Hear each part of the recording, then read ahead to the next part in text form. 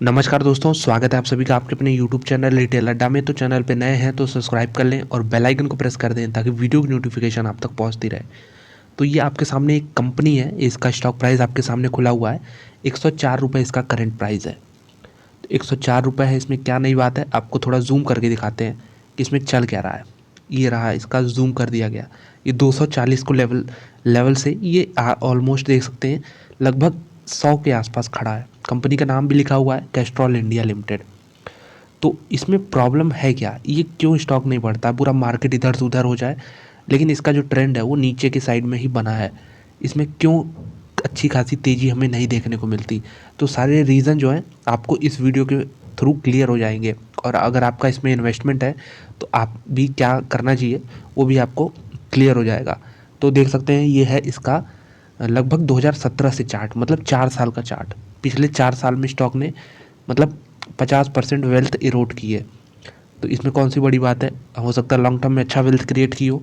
तो देख सकते हैं लॉन्ग टर्म में, अगर हम लॉन्ग टर्म का देख लें तो आपके सामने क्लियर हो रहा होगा। ये देखिए लॉन्ग टर्म में ये 28 रुपये का स्टॉक हुआ करता था 2008 में।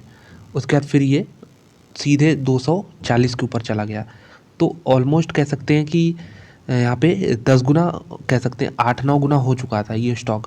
लेकिन अब ऐसा क्या हो चुका है कि अब हम तो मानते हैं कि कोई स्टॉक अगर ऊपर बढ़ रहा है तो अच्छी इसमें ग्रोथ आनी बची है। मतलब ग्रोथ आगे आएगी आने वाले समय में भी, इसलिए हम उसको खरीद के चलते हैं। लेकिन इसमें तो बिल्कुल यहाँ पे ट्रेंड रिवर्स ही हो गया।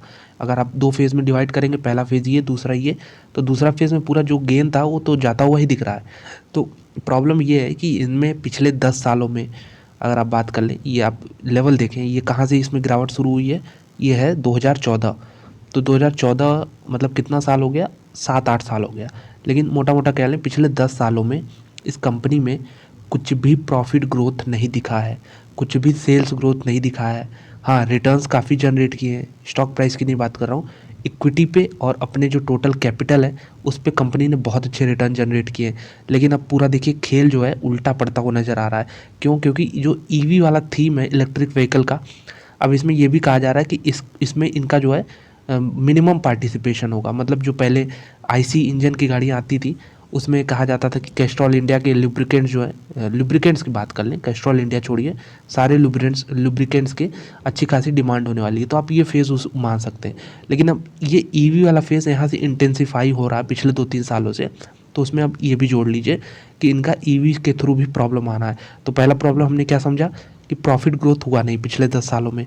दूसरा प्रॉब्लम क्या है कि प्रॉफिट और सेल्स के साथ साथ यहाँ पे इलेक्ट्रिक व्हीकल का प्रॉब्लम आने लगा है कि इलेक्ट्रिक व्हीकल की वजह से इनका जो डिमांड है वो कहीं ना कहीं और भी नीचे जाने वाला है। तो इस पे चार्ट पे आपको क्या दिख रहा है, अगर हम चार्ट पर नज़र डालें तो बहुत इंपॉर्टेंट सपोर्ट था। अगर हम देखें तो ये नीचे की साइड में अभी भी कह सकते हैं 92-93। तो इस लेवल पे वॉच करिएगा, अगर ये ब्रेक हुआ तो फिर इसमें देखिए इसको कोई नहीं बचा सकता। 92-93 अगर वीकली लेवल पे, वीकली छोड़िए मंथली लेवल पे अगर इसके नीचे क्लोज हो गया, उसके बाद सस्टेन कर लिया, तो फिर यहाँ पे और भी नीचे के लेवल्स ऑलमोस्ट आप कह सकते हैं 40-50 के लेवल भी इसमें आराम से आ सकते हैं। तो ये रहा कैस्ट्रॉल इंडिया का पूरा हिस्ट्री। पहला बहुत अच्छा दौर रहा, उसके बाद फिर से अब करेक्शन आ रहा है। करेक्शन इतना हैवी क्यों आ रहा है बता चुका हूँ। प्रॉफिट और सेल्स ग्रोथ कुछ नहीं है कंपनी के पास, और आगे आने वाले समय में भी कुछ भी विज़न नहीं दिख रहा है कि इलेक्ट्रिक व्हीकल वाला जो प्रॉब्लम चल रहा है इससे कैसे ये निपटेंगे। इसलिए कहा जाता है कि कंपनियों को तैयार रहना चाहिए कि एक सेगमेंट से अपना दूसरे सेगमेंट में तुरंत शिफ्ट कर लें। लेकिन कैस्ट्रॉल इंडिया के पास मेरे ख्याल से ऐसा कोई प्लान दिख नहीं रहा है। ये बिल्कुल वही नोकिया वाला, जैसे नोकिया का सेलफोन में हाल हुआ है उसी तरह यहाँ पे इनका ऑटोमोबाइल सेक्टर में हाल होने वाला है।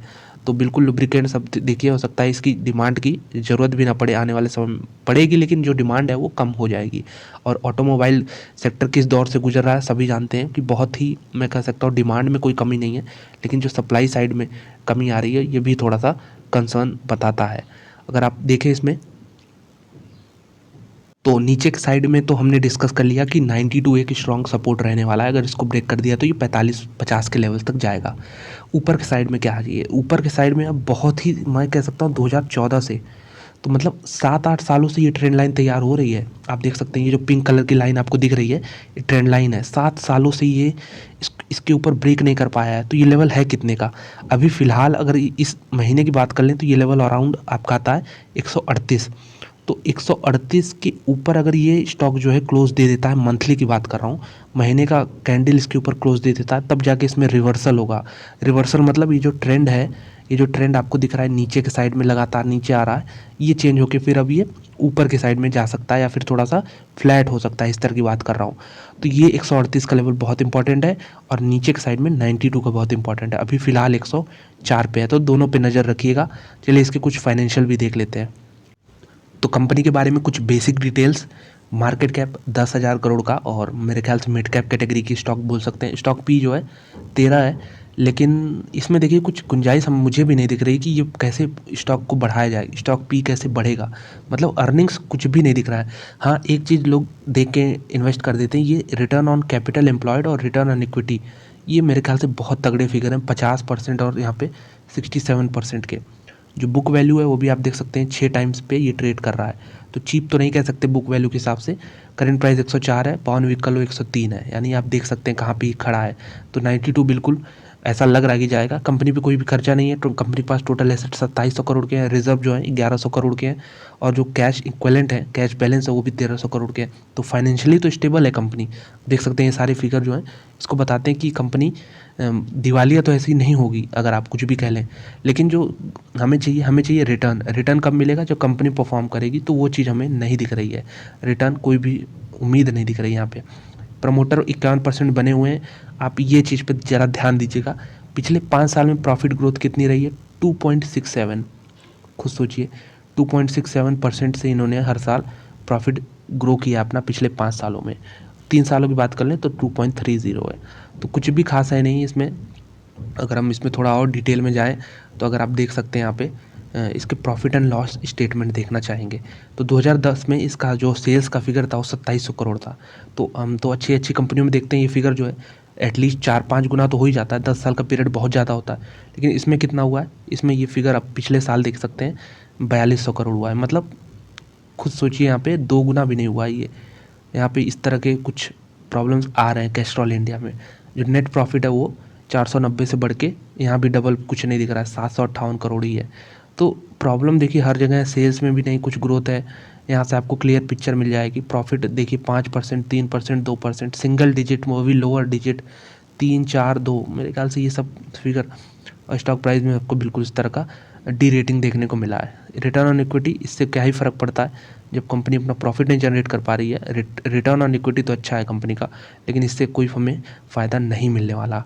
तो यही चीज़ें आपको बतानी थी कि कैस्ट्रॉल इंडिया में अगर आपके पास है तो 92 का वेट करें। 92 अगर ब्रेक कर देता तो इससे क्लियर कट एग्जिट, और 138 ऊपर ब्रेक करता है तो आपको जो है एग्जिट लेने का अच्छा मौका मिल जाएगा फिर, क्योंकि अच्छी रैली आ सकती है इसमें 138 के ऊपर। तो दोनों लेवल पे आप वॉच करिएगा। डिसीजन आपको लेना है, आपका पैसा है कि क्या आपको, मतलब आपका देखिए इसमें पिछले सीधे बात कर लें तो 8 साल से तो बिल्कुल टाइम वेस्ट हुआ है। 8 सालों में अगर आप ये पैसा किसी और कंपनी में लगाए होते तो कुछ ना कुछ तो उसमें एफडी जैसे रिटर्न तो मिल ही जाते। लेकिन कैस्ट्रॉल इंडिया में बिल्कुल इस तरह का जब भी हमें पता चले कि इस तरह की कंडीशन है तो हमें एग्ज़िट ले लेना चाहिए। हमें जो ये चीज़ दिख रहा है ये पिछले 6-7 सालों से दिख रहा है, लेकिन हमारी एंट्री लेने के 2-3 साल के अंदर ही हमें ये डिसीज़न ले लेना चाहिए था कि कंपनी में कुछ प्रॉब्लम आने वाली है। कंपनी जो है बिल्कुल मेंटेन नहीं कर पा रही अपना प्रॉफिट ग्रोथ। तो डिसीज़न देखिए टाइम से लेना भी बहुत अच्छा होगा। और यहाँ पे बहुत लोग लेट कर देते हैं उम्मीद में कि ये स्टॉक जो है मेरे प्राइस पे आएगा फिर हम निकलेंगे, और उसमें और वेल्थ इरोड करते हैं, साथ में अपना टाइम भी इरोड करते हैं। अगर यही पैसा जो है जो भी अमाउंट हो लॉस के बाद अगर आप दूसरी कंपनी में इन्वेस्ट करते हैं तो आपको अच्छा खासा रिटर्न इसमें जनरेट करने को मिलता है, क्योंकि टाइम वेस्ट करना मेरे ख्याल से सबसे बड़ा इसमें नुकसान है स्टॉक मार्केट में। इसलिए टाइम का भी भरपूर मैनेजमेंट करना चाहिए। और अगर प्रमोटर की बात कर लें तो इसमें प्रमोटर 51% बने हुए हैं, एफआईआईस 12% हो गए हैं और 12% ही बने हैं। डीआईआईस जो है कम हो गए 1%, और पब्लिक जो है 20 के आसपास। तो हर चीज़ कांस्टेंट ही लग रही है इसमें, यहाँ भी कुछ ग्रोथ नहीं लग रहा। कंपनी बिल्कुल डेड लग रही है अपने फंडामेंटल्स के हिसाब से। हालांकि बिल्कुल इसको राइट ऑफ नहीं कर रहा हूँ मैं ऐसा नहीं कर रहा हूँ कंपनी बिल्कुल दिवालिया हो जाएगी, लेकिन हाँ रिटर्न जनरेट करने के लिए आपको ग्रोइंग कंपनी में इन्वेस्ट करना होगा। ऐसी कंपनी में नहीं जो मतलब है तो बड़ी कंपनी लेकिन अब कुछ उन्हें रिटर्न ही नहीं जनरेट हो, मतलब प्रॉफिट ही नहीं ग्रोथ हो, तो इसमें हम पैसा फंसा क्या करेंगे। एक फ़ायदा इसका ये है कंपनी जो है डिविडेंड दे देती है अच्छे खासे, तो लोग थोड़ा, ये मेरे ख्याल से एक हल्का सा पॉजिटिव पॉइंट है कि इतने समय में डिविडेंड तो मिले हैं लोगों को। तो यही चीज़ बता रहा था कैस्ट्रॉल इंडिया में।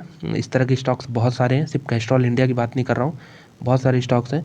और अगर आपको भी उनमें अगर इन्वेस्टमेंट है आपकी, तो बिल्कुल आपको सोचना चाहिए जिसमें आपको पिछले 8-10 सालों से कोई रिटर्न नहीं मिला है और आगे चल के भी आपको प्रॉफिट ग्रोथ कुछ दिखता नहीं है, तो बिल्कुल आप उस पैसे को अपने अच्छी कंपनियों में लगाइए। तो वीडियो देखने के लिए धन्यवाद। अच्छी लगी तो एक लाइक करें, चैनल पर सब्सक्राइब करें। मिलते हैं आपसे अगले वीडियो में। धन्यवाद।